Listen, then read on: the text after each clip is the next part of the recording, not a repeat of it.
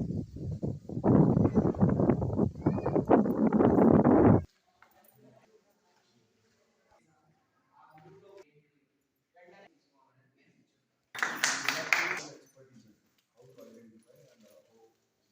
will be the most probable steps to be taken with regard to the number one, DEM birth defaults.